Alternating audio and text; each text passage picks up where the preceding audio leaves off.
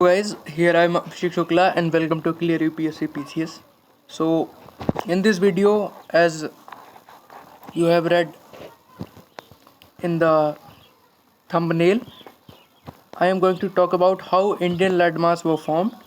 तो इंडियन जो land mass है वो कैसे फॉर्म हुआ उसके बारे में मैं बात करूँगा. गाइस, इंडियन जो कॉन्टिनेंट है वो कैसे फॉर्म हुआ वो आपको बिग बैंग थ्योरीज और ऐसी ग्रेट कोलिजन के टाइम पे हुआ था, वो आपको हर एक जगह मिल जाती है. बट जैसा कि आप ये इसमें देख रहे हैं कि ये इंडियन की जो सब डिविजन्स हैं, ये सब डिविजन्स कैसे फॉर्म हुई, तो इनके बारे में आपको कोई नहीं बताता कि माउंटेन्स कैसे बने इंडिया की जो प्लेन्स है कैसे बनी, इंडिया के कोस्ट कैसे बने, इंडिया के आइलैंड कैसे बने और इंडिया का पेनिनसुला कैसे बना. तो इस वीडियो में मैं आपको इंडिया की जो भी सब डिविजन्स हैं उनके बारे में बताऊंगा. वो सब डिविजन्स फॉर्म कैसे हुई, मतलब कि इंडिया का जो कॉन्टिनेंट है, इंडियन जो कॉन्टिनेंट है वो इंडो ऑस्ट्रेलेशिया एक कॉन्टिनेंट था, वो मूव कर रहा था तो उससे टूटा एंड ग्रेट कोलिजन हुआ, उसके बाद इंडिया फॉर्म हो गया. इतना तो सभी को पता है. बट इंडियन लैंड मास में इंडिया में जैसे मान लीजिए थार डेजर्ट है, तो इन सारी चीज़ों की फॉर्मेशन कैसे हुई उसके बारे में आपको बताऊंगा. If you are preparing for any competitive examination, for example UPSC, UPPCS, then it's very beneficial for you. And if you have geography as an optional, then that's very good for you. और अगर आप किसी भी competition तैयारी नहीं कर रहे हैं फिर भी डेफिनेटली आपको इंडिया की फॉर्मेशन कैसे है उसके बारे में जानना चाहिए. तो अगर ऐसे ही और वीडियोस चाहिए आपको तो आप चैनल को सब्सक्राइब कर दीजिएगा और कोई भी सजेशन हो तो आप कमेंट कर सकते हैं, ठीक है ना. आइए मैं आपको ब्लैंक मैप पे ले चलता हूँ. सबसे पहले मैं सब डिवीज़न बताता हूँ आपको, ठीक है ना. तो ये इतना जो पार्ट है ये ऊपर का, ये कौन सा हो गया, नॉर्दर्न हिमालयन जोन है ये, ठीक है ना. और इंडस की प्लेन ये है, ये दूसरा जो है इंडस की प्लेन है, ठीक है. तीसरा जो है यहाँ पे जो ये लाई करता है इंडियन डेजर्ट यहाँ से यहाँ तक लाई करता है, ये है इंडियन डेजर्ट, ठीक है ना. ये आप अगर चाहें तो अपने उसमें मार्क करते चले, अगर आपको बाद में भी इसकी ज़रूरत पड़ेगी तो, आपको लगता है ऐसा तो, ठीक है ना. ये है इंडो गंजेटिक प्लेन, ठीक है ना. इंडो गंजेटिक प्लेन है ये इतना हो जाता है ईस्टर्न हिमालयन जोन, ठीक है ना. और ये जो बीच का पार्ट है इसको बोलते हैं नॉर्थ ईस्टर्न प्लेन, ठीक है ना, नॉर्थ ईस्टर्न प्लेन. और ये जो है इसको बोलते हैं पूर्वांचल हिल, ये पूर्वांचल हिल का पार्ट है, ठीक है ना. अब वेस्टर्न प्लेन ये आती है, इसको वेस्ट में गुजरात का जो पार्ट है इसको वेस्ट में माना जाता है, ठीक है ना. और ये इतना एक कोस्ट को छोड़ दीजिए तो ये इतना जितना रीजन है ये आता है डेक्कन प्लेटो में, ठीक है, ये आता है डेक्कन प्लेटो में. उसके बाद ये जो दोनों जो हैं ये इधर दोनों कोस्ट बच जाते हैं इंडिया के, ठीक है. तो और इधर जो ये जैसे मान लीजिए आइलैंड्स हैं तो ये इंडियन आर्किपेलागोज इनको बोला जाता है, आइलैंड की ग्रुपिंग है तो उसकी वजह से, ठीक है ना. तो ये थोड़ी सी सब डिविजन्स है जो मैं आपको बताना चाह रहा था. नाउ सबसे पहले तो जो हमें जो चीज़ समझनी है वो ये है कि इंडिया की फॉर्मेशन कैसे हुई, ठीक है ना. तो इंडिया की फॉर्मेशन के लिए हमें ये देखना पड़ेगा, मैं आपको थोड़ा सा ग्लिम्स दे देता हूँ. ओके, सुना. एक प्लेट थी इंडो ऑस्ट्रेलेशिया, ठीक है ना, इंडो ऑस्ट्रेलेशिया प्लेट थी. मान लीजिए ये अफ्रीका की फॉर्मेशन हो चुकी है तो ये डिसइंटीग्रेट हुआ, ऑस्ट्रेलिया इधर आ गया, इंडिया मूव कर रहा था, यहाँ पे ग्रेट कोलिजन हुआ तो ये एक इंडियन सब कॉन्टिनेंट अलग से बन गया, ऑस्ट्रेलिया यहाँ पे आ गया. पहले इसमें अंटार्कटिका भी है, अंटार्कटिका नीचे चला आया था, उसके लिए आपको थ्योरी पढ़नी पड़ेगी, ठीक है ना. So here we will basically focus on how Indian land mass formed. यहाँ पे भी आप सब डिवीजन दे सकते हैं. डेजर्ट हो गया, 1 मिनट, ये डेजर्ट हो गया और ये सेंट्रल हाईलैंड हो गए, डेक्कन प्लेटो, वेस्टर्न कोस्ट, ठीक है ना, ये सारी चीज़ें, और कोरोमंडल कोस्ट, ये सारी चीज़ें हैं. और इसमें मैं एक एक चीज़ की सब डिवीज़न आपको ऐसे बताता चलूँगा. Okay, now first we will talk about northern Himalayan zones जो हैं उनके बारे में हम बात करेंगे, ठीक है ना। तो इनकी सब डिवीज़न के लिए अगर आप कहेंगे तो मैं अलग से वीडियो बना दूंगा, मतलब कि ग्रेटर हिमालयाज कौन कौन से उसमें लाई करता है, कौन कौन से रेंजेस हैं, ये अलग टॉपिक है, ठीक है ना। लेकिन अब मैं बताता हूँ कि देखिए, सबसे पहले हम बात करेंगे नॉर्दर्न हिमालयन जोन की। नॉर्दर्न हिमालयन जोन इतने में पड़ता है, इसी में अपने हमारे ग्रेटर हिमालय, ट्रांस हिमालय जितने भी हैं ये सब हैं, ठीक है ना। अब इसमें दो थ्योरी आती है, थ्योरी ऑफ कॉन्टिनेंटल ड्रिफ्ट, ठीक है ना। तो अभी ऐसा है कि देखिए नॉर्दर्न हिमालयन जोन में हिमालयाज़ की फॉर्मेशन कैसे हुई, इसकी दो थ्योरीज हैं, ठीक है ना। देखिए सबसे पहले इंडियन जो लैंड मास था, लेट मी ब्लैंक पेज पे चलते हैं तभी क्लियर हो पाएगा। देखिए ये इंडियन लैंड मास है, ये इधर को मूव कर रहा है, ठीक है ना। तो ये मूव कर रहा है, इधर था अफ्रीका, अफ्रीकन कॉन्टिनेंट, ठीक है ना। तो इंडिया यहाँ पे आया, इस पे ये टकरा गया और यहाँ पे हो गया ग्रेट कोलिजन हो गया, ठीक है। ग्रेट कोलिजन के बाद वो जो माउंटेन रेंजेस हैं, देखिए कोलिजन के बाद वो माउंटेन रेंजेस फॉर्म हो गई। ये तो एक एक लेमन टर्म में हम ऐसा बोल सकते हैं। दूसरा देखिए सबसे पहले क्या हुआ था कि यहाँ पे जो कोस्ट है, इस कोस्ट पे 1 मिनट, ये जो कोस्ट है इस कोस्ट पे क्या हुआ था कि ईस्टर्न टेथिस से लाई करता था जब तक इंडिया कोलाइड नहीं होता। मान लीजिए इंडिया है, ये है इंडिया, जब तक इंडिया यहाँ पे कोलाइड नहीं हुआ था इस पे ईस्टर्न टेथिस सी क्या करता था, लाई करता था, ठीक है ना। अब ईस्टर्न टेथिस सी का जो रीजन था वो लाई करता था। अभी उसमें क्या हुआ कि धीरे धीरे वो हो गया ड्राइड अप जब हो गया तो यहाँ पे बच गए खाली सेडिमेंट, ये केवल सेडिमेंट ही बच गए।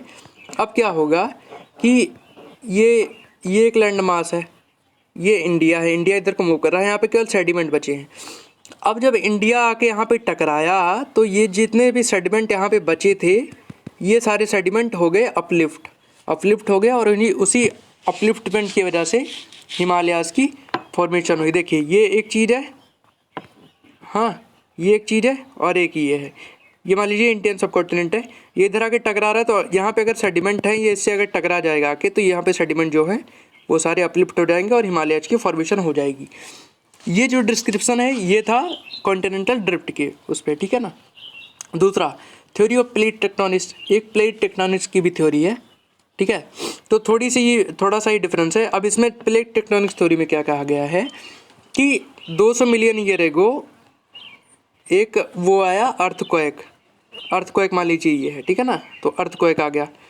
अभी अर्थक्वेक बाद इंडिया शिफ्ट कर रहा था साउथ वेस्ट को, ठीक है। तो उस अर्थक्वेक की वजह से यहाँ पे जहाँ पे इंडिया को टकराना था, यहाँ पे बन गई एक जियोसिंक्लाइन उसको बोलते हैं कि जैसे अर्थ है उसके बीच में एक सिंक लाइन बन जाती है, इसलिए उसको अर्थ में जो बनती है इसलिए इसको जियोसिंक्लाइन बोलते हैं।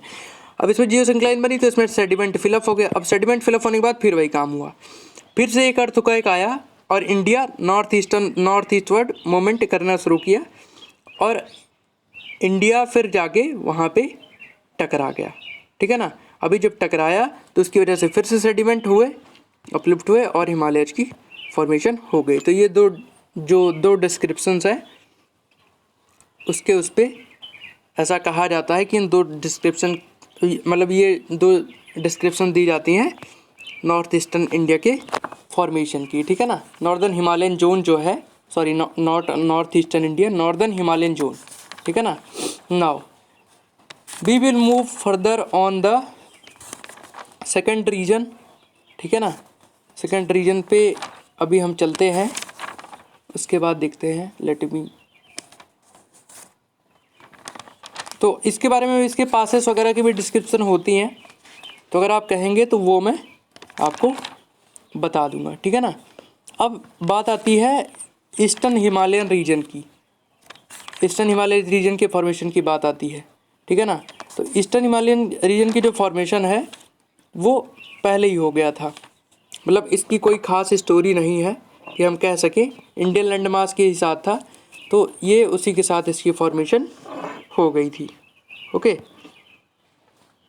Give me 1 minute. नाउ तो गाइज़ इसकी कोई खास स्टोरी, कोई थ्योरी अभी तक दी नहीं गई है, तो इसकी वजह से मैं इस पर ज़्यादा बात नहीं कर रहा।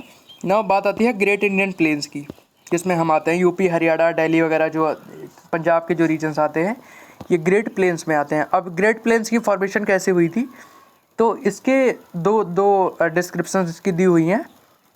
एन वाडिया और एडवर्ड स्वेस का दोनों का एक डिस्क्रिप्शन है, और सर सिडनी बुराड का एक है। सबसे पहले वाडिया स्वेस का एक्सप्लेनेशन मैं आपको बता देता हूँ, ठीक है ना।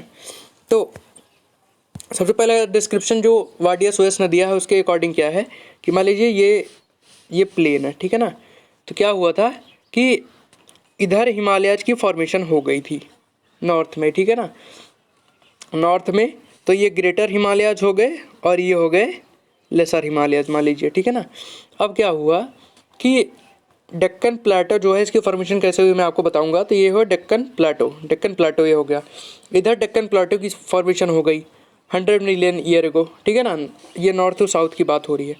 अब बीच में बच गए, ये बीच में ये खाली रीजन बच गया, इसको फरो बोलते हैं। इसको जियोसिंक्लाइन नहीं बोलेंगे क्योंकि ज़मीन के अंदर नहीं है, इसको फरो बोलते हैं, ठीक है ना। तो यहाँ पे बच गए। अब जो रिवर्स थी, रिवर्स जो ओरिजिनेट हुई इन हिमालयाज से, रिवर्स यहाँ पे आई। यहाँ पे सेडिमेंट थे, सेडिमेंट डिपॉजिट हो गए, और सेडिमेंट जब डिपॉजिट हुए तो उसके बाद जब रिवर के जो सेडिमेंट होते हैं बहुत ज़्यादा फर्टाइल होते हैं, तो इसकी वजह से यहाँ पे ग्रेट प्लेन्स की फॉर्मेशन हो गई, ठीक है ना। और इसी वजह से पंजाब, हरियाणा और यूपी, बिहार का जो रीजन है वो बहुत ही फर्टाइल है, ठीक है ना। इसी वजह से वहाँ की फर्टिलिटी बहुत ज़्यादा है। Now second sir Sydney Burrard का है। सर सिडनी बुराड ने बोला कि इसकी जो फॉर्मेशन हुई है ये डेक्कन और हिमालयस के बीच में नहीं हुई है। सर सिडनी बुराड ने बोला ये प्लेन है, ये हो गया हिमालयस, ठीक है ना। यहाँ पे हो गया ये ब्लॉक माउंटेन, कुछ ब्लॉक माउंटेन्स की प्रेजेंट है, और डेक्कन प्लाटो यहाँ पे है, डेक्कन प्लाटो यहाँ पे है, ब्लॉक माउंटेन है। इन दोनों के बीच में क्या हुआ था कि ये दोनों माउंटेन बने, बीच में जियोसिंक्लाइन बने। यहाँ पे भी दोनों रिवर्स की वजह से सेडिमेंट डिपॉजिट हुए। सेडिमेंट डिपोजिशन ऐसा होता है, मैं आपको बता देता हूँ। देखिए यहाँ से रिवर आ रही है, यहाँ से यहाँ पे पानी भर गया, उसके बाद क्या हुआ, यहाँ पे सेडिमेंट जो रिवर के हैं फर्टाइल वो डिपॉजिट हो जाएंगे। पानी क्या होगा, इवेपोरेट हो जाएगा, वाटर इवेपोरेट हो जाएगा, उड़ जाएगा। यहाँ पे केवल सेडिमेंट बचेंगे, और जो वाटर के सेडिमेंट होते हैं बहुत ज़्यादा फर्टाइल होते हैं। ये एक वाइडेस्ट रिफ्ट वैली बन गई सर सिडनी बुराड। अब उस पिछली वाले डिस्क्रिप्शन में क्या था कि ब्लॉक माउंटेन्स को उसमें कंसीडर नहीं किया गया था, लेकिन इसमें कंसीडर किया गया है, ठीक है ना। अब एक चीज़ और आता है, दोआब किसे बोलते हैं, region lying between two river where sediment of both river deposit. तो दो रिवर्स के बीच का जो रीजन होता है जहाँ पे दो रिवर्स मतलब जैसे मान लीजिए दो रिवर बह रही है, ठीक है, तो दोनों रिवर्स के बीच में जो रीजन होता है जहाँ पे दो रिवर्स के सेडिमेंट डिपॉजिट होते हैं उसको दोआब बोलते हैं। अब इंडस दोआब वगैरह हैं, जैसे कि झेलम, चेनाब, रावी, ब्यास, सतलुज, ये सारी जो है ये सब दोआब बनाती हैं। Okay, so that is the thing. Now let's move for another formation of India. Okay, now अभी डेक्कन प्लेटो जो है, डेक्कन प्लेटो की फॉर्मेशन कैसी हुई, तो डेक्कन प्लेटो पे पहले मैं आपको लेके चलता हूँ, ठीक है ना। डेक्कन प्लेटो का ये रीजन है, आपको दिख रहा होगा, ये जो रीजन है ये है डेक्कन प्लेटो का रीजन। अब इसकी फॉर्मेशन कैसे हुई उस पर मैं आपको लेके चलता हूँ, ठीक है ना। तो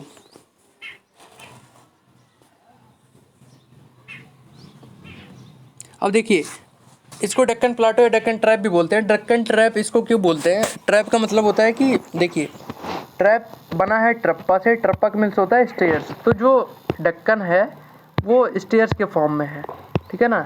डेक्कन जो है वो स्टेयर्स के फॉर्म में है, तो इसी वजह से इसको ट्रप्पा बोलते हैं। ट्रप्पा ऐसी होती है, मतलब ऐसे सीढ़ी की फॉर्म में होती है।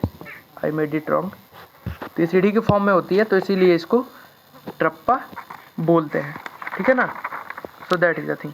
नाउ अब डेक्कन की फॉर्मेशन कैसे हुई, ठीक है ना। तो क्या हुआ कि देखिए सर सिडनी बुराड ने इसका एक्सप्लेनेशन दिया है कि इसमें दो डिस्क्रिप्शंस हैं इसकी। पहले में देखिए दो टाइप का डेक्कन है, एक ओल्डर डेक्कन है, एक न्यू डेक्कन है। तो ओल्डर डेक्कन के फॉर्मेशन मतलब जो ओल्डर डेक्कन है उसकी फॉर्मेशन वोल्केनिक एक्टिविटी की वजह से हुई थी, और जो न्यू डेक्कन बना है वो डिस्प्लेसमेंट वॉल्केनिक एक्टिविटी का जो फिनोमेना है वो अकर हुआ था लावा डिपॉजिट से, मतलब वॉल्केनो की वजह से, वॉल्केनो का जो लावा होता है उसकी वजह से। अब बात करते हैं ओल्डर डेक्कन बना कैसे, ठीक है ना। तो ओल्डर डेक्कन की हम बात करेंगे नाउ। एक चीज़ मैं आपको बता दूँ, ओल्डर डेक्कन बोलते किसको है, that is important for you. तो देखिए 1 मिनट, देखिए ये डेक्कन का रीजन है। तो इधर का जो रीजन है, इस साइड का, ये इधर का जो रीजन है इसको बोलते हैं ओल्डर डेक्कन और डेक्कन ट्रैप। इतना जो रीजन है इसको ओल्डर डेक्कन है। ये ईस्टर्न डेक्कन है और ये सेंट्रल डेक्कन है, 3 पे इसकी वो है, ठीक है ना। तो ओल्डर डेक्कन की फॉर्मेशन कैसे हुई है, देखिए एक अर्थक्वेक आया, अर्थक्वेक की वजह से वॉल्केनो हुआ, मतलब कि ज्वालामुखी हुआ। वॉल्केनो मान लीजिए हो गया, वॉल्केनो से क्या हुआ कि यहाँ पे ये जो प्लेन है सारा लावा यहाँ पे डिपॉजिट हो गया। प्लेन पे यहाँ पूरी प्लेन पे पूरा लावा डिपॉजिट हो चुका है, ठीक है। तो लावा से इग्नियस रॉक बनती है, तो इग्नियस रॉक बनी, ठीक है। इग्नियस रॉक मान लीजिए ये बन गई। अब इग्नियस रॉक के ऊपर क्या हुआ कि सेडिमेंट्री रॉक का डिपोजिशन हो गया, सेडिमेंट्री रॉक का डिपोजिशन हो गया। अब सेडिमेंट्री रॉक ने इन पे डाला प्रेशर, इन पे प्रेशर की वजह से ये बन गई मेटामॉर्फिक रॉक, ठीक है। मेटामॉर्फिक रॉक बन गई और अभी तो ये इरोड हो गई, कुछ इरोडेड हो गई। तो इसकी वजह से जो ओल्डर डेक्कन है वहाँ पे उसकी फॉर्मेशन ऐसे ही वॉल्केनो हुआ, इग्नियस रॉक बनी, इग्नियस रॉक के ऊपर सेडिमेंट्री रॉक की फॉर्मेशन हुई, सेडिमेंट्री रॉक ने उसमें प्रेशर डाला और वो बन गई मेटामॉर्फिक रॉक। मेटामॉर्फिक रॉक बन गई। अब ओल्डर डेक्कन का ये सीन है, ऐसे बना, ठीक है ना। तो यहाँ पे इग्नियस और मेटामॉर्फिक रॉक दोनों मिलती हैं, सेडिमेंट्री रॉक इरोड हो गई और मेटामॉर्फिक रॉक वहाँ पे बची। अब नया डेक्कन कैसे बना, नया डेक्कन ऐसे बना कि देखिए ईस्टर्न डेक्कन और साउदर्न डेक्कन की बात हो रही है। तो ये नया डेक्कन जो है कॉन्टिनेंटल ड्रिफ्ट की टाइम पे बना था, कॉन्टिनेंटल ड्रिफ्ट के टाइम पे, ठीक है। अब इसमें भी बात सेम ही है। अब इसमें कहा यह जाता है कि देखिए इंडो ऑस्ट्रेलेशिया जो लैंड मास था जब वो मूव कर रहा था, तो जो अर्थ की रोटेशन होती है, रोटेशन की वजह से यहाँ पे जो फोर्स था वो, मतलब इसकी आगे की जो वेलोसिटी थी वो ज़्यादा थी, और ये जो लैंड मास था, ये पीछे वाला जो लैंड मास था इसकी वेलोसिटी कम थी। अब अगर ये ज़्यादा तेज़ भागेगा, ये कम तेज़ भागेगा, तो क्या होगा, पीछे से बीच से डिसइंटीग्रेट हो जाएगा। अब डिसइंटीग्रेट का मतलब ये नहीं है कि ये पूरा अलग ही हो गया था, इस पर जियोसिंक्लाइन टाइप की बनी कुछ, और यहाँ पे हो गया वॉल्केनो हुआ। तो इधर ईस्टर्न डेक्कन बना, इधर सेंट्रल डेक्कन बना। वॉल्केनो होने के बाद सेम फिनोमेना जो उसमें हुआ था, इग्नियस रॉक की फॉर्मेशन हुई, इसमें फ्रिक्शनल फोर्स लगा था, तो लावा डिपॉजिट हो गया साउथवर्ड और ईस्टवर्ड डायरेक्शन, और डेक्कन की फॉर्मेशन जो न्यू डेक्कन है उसकी फॉर्मेशन हो गई, ठीक है। अब जो साउथवर्ड है, जो ये सदर्न डेक्कन है, यहाँ पे अभी तक इग्नियस रॉक ही मिलती हैं, क्योंकि यहाँ पे अभी तक सेडिमेंट का डिपोजिशन है, बहुत ही कम मात्रा में है। तो मेटामॉर्फिक रॉक यहाँ पे नहीं मिलती हैं, क्योंकि इस पे अभी वैसा कोई फेनोमेना नहीं हुआ है। तो ओल्डर डेक्कन में कौन सी रॉक मिलती है, मेटामॉर्फिक, और यहाँ पे इग्नियस मिलती है, मेटामॉर्फिक रॉक नहीं मिलती है, ठीक है ना। तो ये हो गई मेजर डिवीजन इसकी। तो हमने पढ़ लिया कि northern Himalayan zone, eastern Himalayan zone जो इसकी फॉर्मेशन है ये कैसे हुई, और डेक्कन प्लेटो की फॉर्मेशन कैसे हुई, ठीक है ना। नाउ अब हम मूव करेंगे आगे की तरफ कि और आगे जो भी सब डिवीज़न है इंडिया का, उसकी फॉर्मेशन कैसे हुई। तो अब दूसरा आता है कि ग्रेट इंडियन डेजर्ट की फॉर्मेशन कैसे हुई, ठीक है ना। तो ग्रेट इंडियन डेजर्ट की फॉर्मेशन, मतलब डेजर्ट मतलब मरुस्थली होता है, जहाँ पे कोई भी फर्टिलिटी और ये सारी चीज़ें नहीं होती हैं, ठीक है ना। तो देखिए थार जो है, थार का डेजर्ट ये रहा थार का, जैसे मैं आपको दिखा देता हूँ। ये जो डेजर्ट है, तो ये डेजर्ट कैसे बना, हमने इसकी बात कर ली है, डेक्कन की बात कर ली है, ग्रेट प्लेन्स इसमें आते ही हैं, यहाँ की बात हो चुकी है। अब डेजर्ट की बात बची है और कोस्ट की बात होती है कि वो कोस्ट कैसे बनी और डेजर्ट हमारे कैसे बने, इन दोनों चीज़ों की बात हुई है। देखिए गाइस, इनके सब डिविजन्स, यहाँ पे कौन सी क्रॉपिंग पैटर्न होता है, कौन सी क्रॉप होती है, कौन सी सॉइल है, क्यों ऐसा है, ये सारी चीज़ें मुझे पता है। अगर आप लोग कमेंट करेंगे then I will definitely explain to you. अभी जैसे मान लीजिए डेक्कन है, तो डेक्कन की जो हिल्स हैं उनके बारे में डिस्क्रिप्शन होता है, उनकी सब डिवीजन है, वो कैसे फॉर्म हुए, वो सारी चीज़ें हैं, बट वो बहुत डिटेल्ड है। अगर आप वो लोग रिकमेंड करेंगे भी, हमें बोलेंगे, तभी मैं करूँगा, क्योंकि अगर रिस्पॉन्स नहीं मिलता फिर अच्छा नहीं लगता। तो ये मैं ऐसे बना दे रहा हूँ कि जो लोग तैयारी प्रिपरेशन नहीं भी कर रहे हैं उनके लिए भी बेनिफिशियल, उनको पता चले इंडिया कैसे बना। Now let's move for how desert formed. तो इंडियन डेजर्ट कैसे फॉर्म हुआ, इसकी फॉर्मेशन ऐसे हुई। देखिए ये था प्लेन, तो 800 से 900 मिलियन ईयर एगो क्या होता था कि जो हिल्स थी वहाँ की, ठीक है ना, जो हिल्स थी ऐसी थी, सॉरी, तो ये होता है स्नो लाइन। ये जो मैंने लाइन खींची है ये है स्नो लाइन। तो स्नो लाइन वो चीज़ होती है, मतलब वो ऑल्टीट्यूड होता है जिसके ऊपर ग्लेशियर्स बनते हैं। तो ठीक है ना, तो मान लीजिए ये एक माउंटेन है और इस पर ग्लेशियर बने, ठीक है। अभी ग्लेशियर बने, तो ग्लेशियर बनने के बाद क्या हुआ कि पहले ये रीजन फर्टाइल था। ये मान लीजिए थार का रीजन है, ये थार का रीजन है, ठीक है ना। ये डिजर्टिफाइड है, जो अभी डिजर्टिफाइड है, ये पहले का रीजन है। तो यहाँ पे स्नो लाइन की प्रेजेंस थी, यहाँ पे ग्लेशियर बनते थे, ग्लेशियर की वजह से रिवर आती थी। पहले ये गुजरात का रीजन और राजस्थान का जो डिजर्टिफाइड रीजन है वो फर्टाइल हुआ करता था। लेकिन टाइम के साथ क्या हुआ कि जो माउंटेन्स होते हैं उनकी भी लाइफ होती है, ठीक है ना। तो माउंटेन क्या हुए, माउंटेन डिग्रेड हुए। अभी ये जो स्नो लाइन जो माउंटेन है अभी ये स्नो लाइन से आगे नीचे, ये माउंटेन यहाँ पे आगे इरोड हो गया, इरोजन हो गया विंड की वजह से, डेजर्ट यहाँ पे। अब जो रिवर्स हैं, रिवर्स की फॉर्मेशन बंद हो गई, रिवर्स की फॉर्मेशन बंद हो जाएगी तो यहाँ पे पानी नहीं आ पाएगा। अब जब पानी नहीं आ पाएगा तो ये रीजन क्या हो गया, डिजर्टिफाइड हो गया, और इसी वजह से इसको बोलते हैं थार का डेजर्ट, ठीक है। दूसरी चीज़, यहाँ पे रेनफॉल भी नहीं होती है, ठीक है, क्योंकि देखिए मान लीजिए ये थार है, एक तो जो माउंट है वो डिग्रेड हो गए, स्नो लाइन के नीचे आ गए, यहाँ पे रिवर की फॉर्मेशन जो थी वो नहीं हो रही है। दूसरी बात यहाँ पे है अरावलीज